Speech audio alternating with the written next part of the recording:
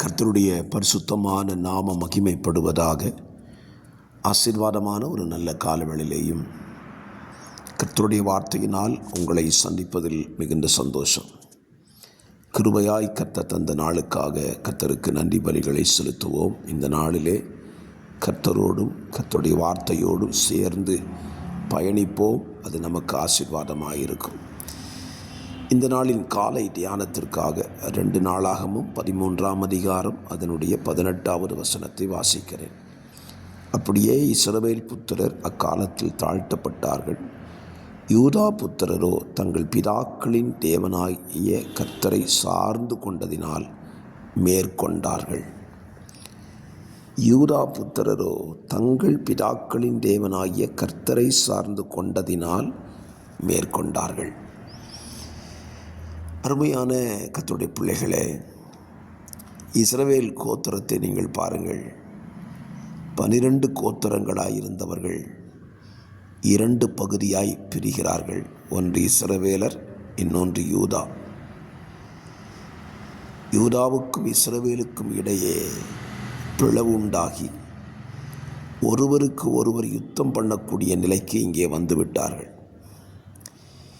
இப்பொழுது சத்துருக்களோடு யுத்தம் பண்ணுகிறதை அவர்கள் விட்டுவிட்டு தங்களுக்கு தாங்களே யுத்தம் பண்ணிக்கொள்ளுகிற ஒரு அவல நிலையை இந்த அதிகாரத்தில் நீங்கள் வாசிக்கலாம்.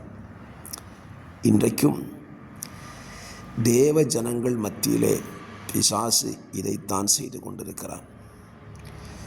தெய்வ ஜனத்தினுடைய ஒரே ஒரு யுத்தம் சத்துருவோடு மாத்திரம்தான். ஏனென்றால் அவன்தான் சபைக்கு விரோதமானவன், சபையை களங்கப்படுத்துகிறவன். ஆகவே அவனுக்கு விரோதமாய் யுத்தம் செய்ய வேண்டிய சபைகள், ஊழியர்கள் தங்களுக்கு தாங்களே இன்றைக்கு யுத்தம் பண்ணி கொண்டிருக்கிறார்கள். இதை இன்றைக்கு இருக்கிற சபைகளும் ஊழியர்களும் புரிந்து கொள்ளுகிறதில்லை. பாருங்கள், ரட்சிக்கப்பட்ட தேவ ஜனங்களும் யுத்தம் பண்ணினால் நியாயத்தீர்ப்பு எங்கேருந்து வெளிப்படும்? தேவனிடத்திலிருந்து வெளிப்படும். பிசாசனுடைய தந்திரத்தை பாருங்கள். மந்திரவாதத்தினாலும் தன்னுடைய வித்தையினாலும் செய்ய முடியாததை தேவனை கொண்டே செய்ய வைத்து விடுகிறான். இதை புரிந்து கொள்வீர்னு நினைக்கிறேன். ரட்சிக்கப்பட்ட ஒரு சபையை இன்னொரு சபையோடு யுத்தம் பண்ணினால் தேவ கோபாக்கினை வெளிப்படுகிறது, தேவ தண்டனை வெளிப்படுகிறது. அதனாலே பாதிக்கப்படுகிறது யார்? தேவ ஜனங்கள், தேவ சபைகள் தானே. அப்போ தேவன் தம்முடைய கோபத்தை ஊற்றி விடுவதற்கு காரணக்கர்த்தாக்களாக தேவ பிள்ளைகளே மாறிவிடுகிறார்கள்.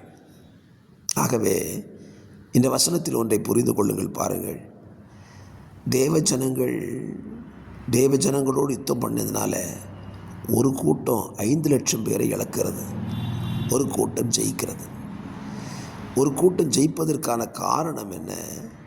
அவர்கள் தேவனை சார்ந்து கொண்டார்கள். மற்ற பங்கோ அந்நிய தெய்வங்களை சார்ந்து கொள்ளுகிறார்கள், விக்கிரகங்களை சார்ந்து கொள்ளுகிறார்கள். இதனாலே இஸ்ரவேல் என்கிற கோத்திரத்துக்குள்ளே மிகப்பெரிய ஒரு பிளவு உண்டாயிற்று. ஆகவே இந்த வசனத்தின் அடிப்படையில் ஒரு காரியத்தை சொல்லுவேன். தயவு செய்து தேவ ஜனங்களுக்குள்ளே யுத்தம் பண்ணாதிருங்கள்.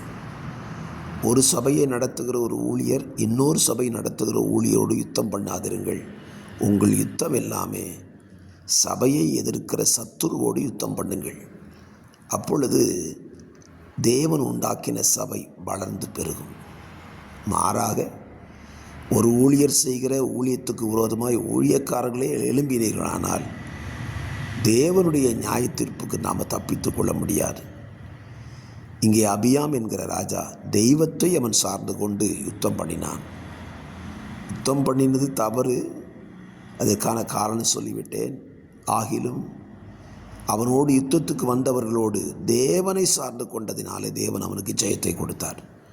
இன்றைக்கு சொல்லுவேன், ஒருவேளை உங்களுக்கு விரோதமாய் ஊழியர்கள் சபைகள் எதிர்த்து போராடினால் மனுஷனோடு போராடாதிருங்கள், தெய்வத்தை சார்ந்து கொள்ளுங்கள்.